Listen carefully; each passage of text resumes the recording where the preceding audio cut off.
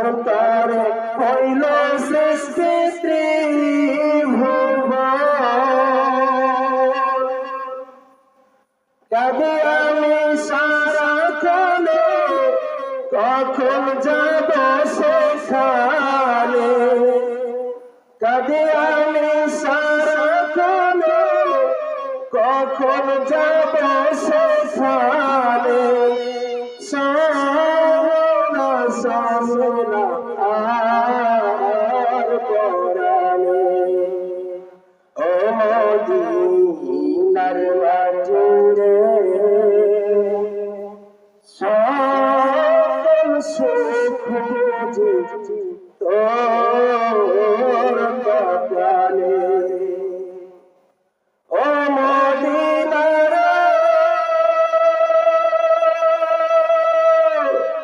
পাখি যদি হইতাম আমি, উড়ে উড়ে যেতাম আমি।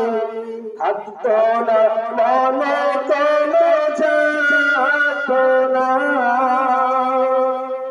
দেহ নাই পাখা আমার, সাথে নাই কাঁধে নাই পাখা আমার, সাথে নাই টাকা আমার। কেমনে কেমনে যাব সংসারে, ও মদিনার মাটিরে সকল সুখ বুঝি ও। জাহান্নামের দাঁত হবে তার জবান উহুদ, উহুদ পাহাড়ের মতো একজন জাহান্নামের দাঁত হবে। আপনারা যারা মদিনাতুল মুনাওয়ারা গিয়েছেন, উহুদ পাহাড়টা 6.5 কিলোমিটার লম্বা। এত বড় লম্বা হবে একজন জাহান্নামের দাঁত। এত বড় বড় দাঁত নিয়ে, এত বিশাল দেওয়া নিয়ে জাহান্নামে যখন জাহান্নামের দিকে যাবে, জাহান্নাম শুধুমাত্র একটা ছ্যাঁকা দিবে। একটা ছ্যাঁকা খাওয়ার পর ব্যক্তিটা এত দূরে চিৎকার করবে, আল্লাহ তাবারক ওয়া তাআলা আবার ওই ব্যক্তিটাকে নিজের সামনে ডাক দিয়ে নিয়ে আসবেন।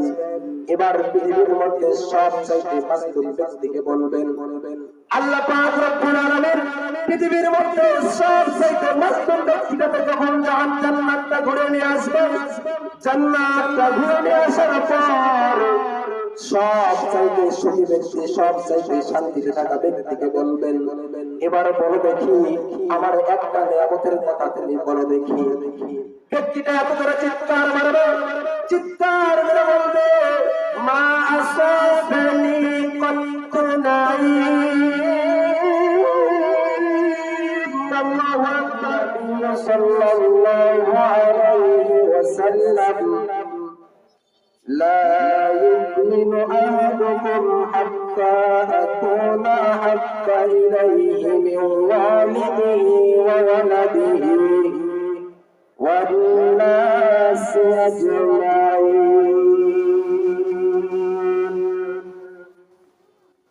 أو كما قال النبي الصلاة والسلام،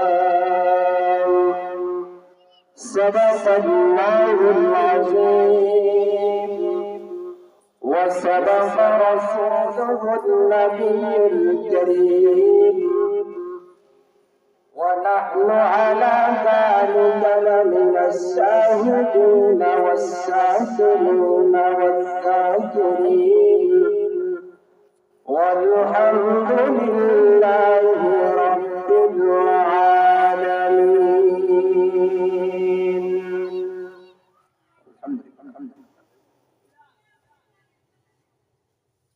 ও মদিনার মাটিরে সকল সুখ বুঝি তোর কপালে। ও মদিনার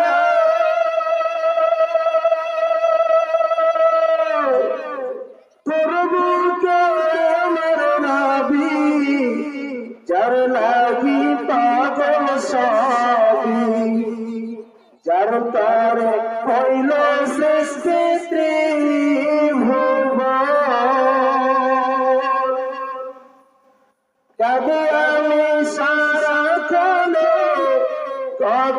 যাব সেখানে কাদিয়ানি সারাক্ষণে কখন যাব সেখানে সোনা সোনা আর পরাণে ও মদিনার মাঝে সকল সুখ বুঝি তোর কপালে ও মদিনার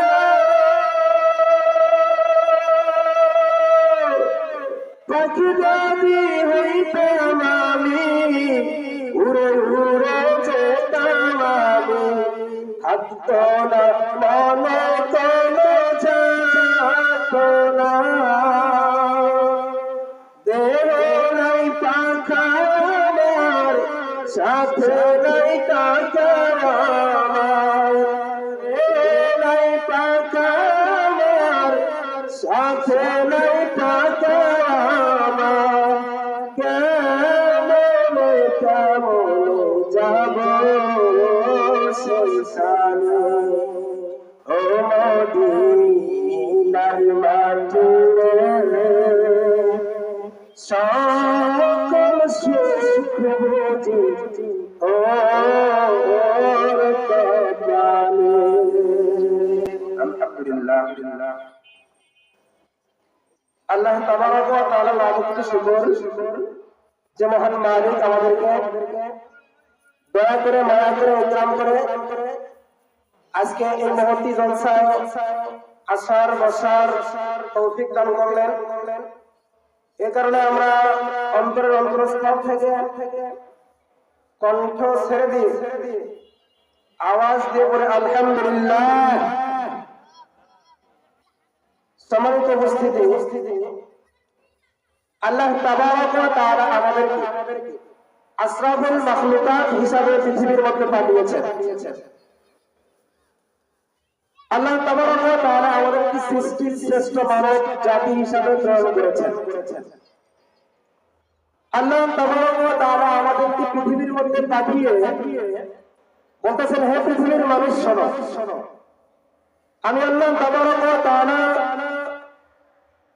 তোমাদেরকে পৃথিবীর মধ্যে পাঠালাম, ঠিক আছে, আশরাফুল মাখলুকাত হিসেবে আমি তোমাদেরকে দুনিয়ার মধ্যে প্রেরণ করেছি। পৃথিবীর মধ্যে যাওয়ার পর আমি আল্লাহ তাবারক ওয়া তাআলার পক্ষ থেকে কিছু হুকুম আহকাম যাবে। আমি আল্লাহ তাবারক ওয়া তাআলার পক্ষ থেকে তোমাদের কাছে অনেক নিয়ম কানুন যাবে, অনেক রুলস যাবে।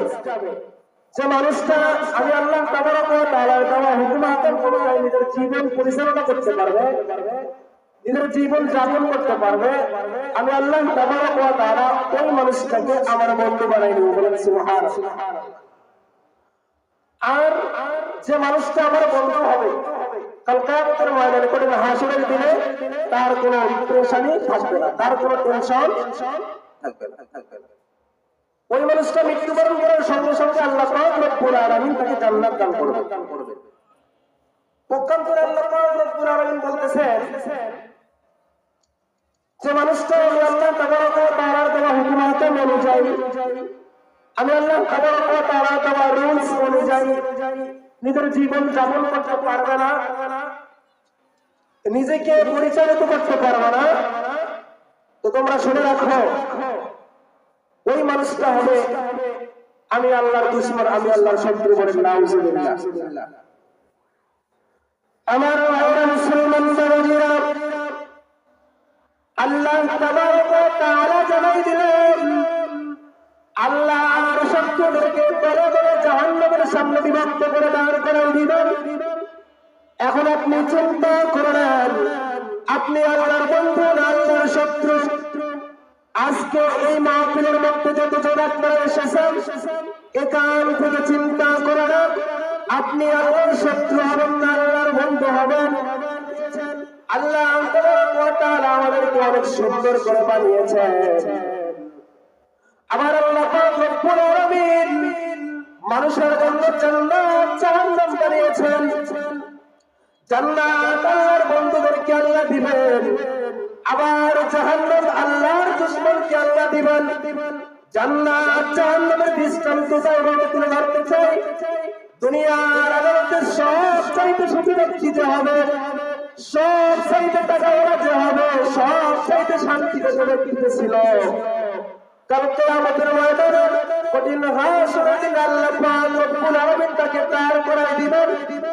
সব ছিল তার, দুনিয়ার মধ্যে টাকার কোনো অভাব ছিল না, দুনিয়ার মধ্যে পয়সার কোনো অভাব ছিল না, সুখ শান্তির কোনো অভাব ছিল না, সমস্ত কিছু ওই ব্যক্তিটার ছিল, শুধুমাত্র ঈমানের দৌলতটা ছিল না। আল্লাহ তাবারক ওয়া তাআলা কাল কিয়ামতের ময়দানে ওই বান্দাকে দাঁড় করায় দিবেন ময়দানে মাহশারের মধ্যে।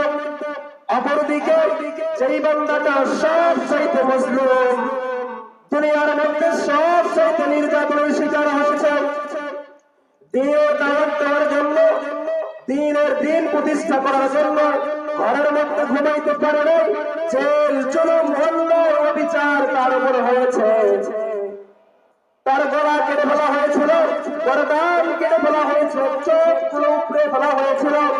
ইয়াহইয়া আলাইহিস সালাতু ওয়াস সালামের ইতিহাস আমি পড়েছি, তার গর্দান একদিকে দাফন করা হয়েছিল, আবার তেলার বডিটা আরেকদিকে দাফন করা হয়েছিল।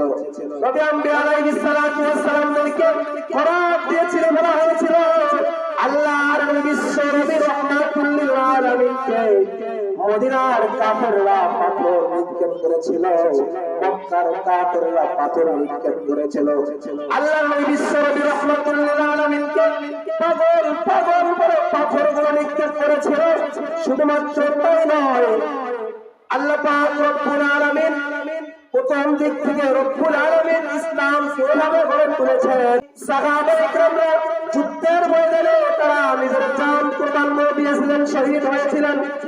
আজকে আমরা যে দিন পেয়েছি সেটা এমনি আসে নাই, এই দিনের পরতে পরতে রক্ত দিয়েছেন সাহাবায়ে কেরামরা, রক্ত দিয়েছেন তাবিঈরা।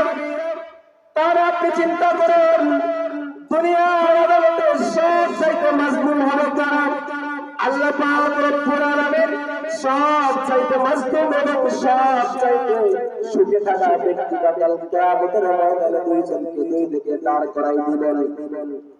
দুইজনকে দুই দিকে দাঁড় করে দেওয়ার পর এবার আল্লাহ পাক রব্বুল আলামিন পৃথিবীর মধ্যে সব চাইতে সুখে থাকা ব্যক্তি, সব চাইতে শান্তিতে থাকা ব্যক্তি, সব ছিল তার, শুধুমাত্র ঈমানের দৌলতটা ছিল না। তার দিকে তাকায়া বলবেন,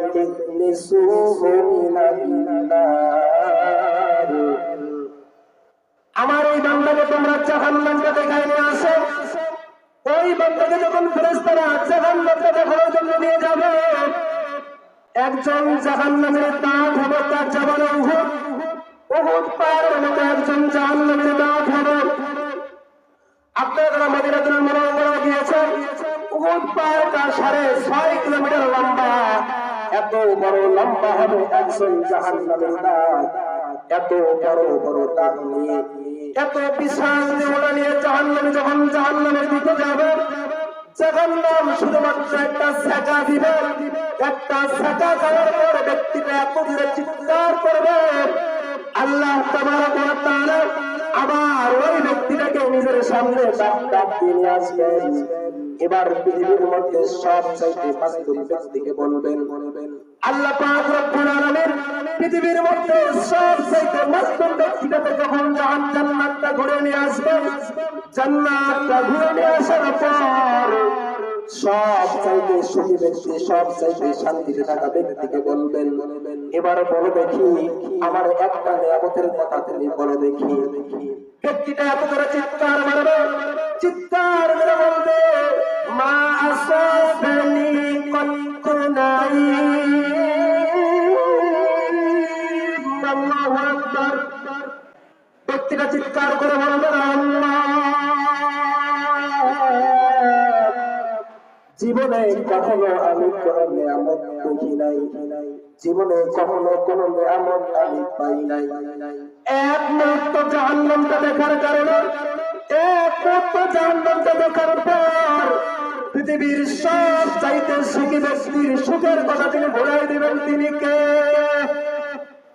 জোরে বলেন না, তিনি কে? আমার ভাইরা, এবার আল্লাহ পাক রব্বুল আলামিন এবার পৃথিবীর সব চাইতে মাজলুম ব্যক্তিদের দিকে তাকাবেন। যে ব্যক্তি পৃথিবীর মধ্যে সব চাইতে মাজলুম ছিল, দিন প্রতিষ্ঠা করার কারণে তাকে পরীক্ষা দিতে হয়েছে। আল্লাহ পাক রব্বুল আলামিন এবার তার দিকে তাকায়া বলবেন, বলো দেখি, দিন প্রতিষ্ঠা করার কারণে অনেক কষ্ট তুমি সহ্য করেছো, অনেক রক্ত তুমি জমিনের মধ্যে ঢেলেছো, বলো তো দেখি দুনিয়ার মধ্যে কত কষ্ট তুমি সহ্য করেছো, একটা কষ্টের কথা বলো। লোকটি তখন চিৎকার করে বলবেন, মা আসাবানি কাত্তু দুররুন আও বালা। ও আমার আল্লাহ, দুনিয়ার মধ্যে আমি কখনো কোনো কষ্ট পাই নাই, দুনিয়ার মধ্যে আমি কখনো কোনো দুঃখ পাই নাই। এক মুহূর্ত জান্নাতটা দেখার কারণে, এক মুহূর্ত জান্নাতটা দেখার পর পৃথিবীর সব চাইতে দুঃখী ব্যক্তির সমস্ত দুঃখের কথা তিনি ভুলাই দেবেন। তিনি কে? একটু জোরে বলেন না, তিনি কে? তাহলে আমার ভাইরা, জান্নাতে যেতে চাইতো আমরা, ওই জান্নাতে যেতে গেলে, ওই জান্নাতে যেতে চাইলে কিছু আমলের প্রয়োজন আছে না নাই? কিছু আমলের প্রয়োজন আছে না নাই?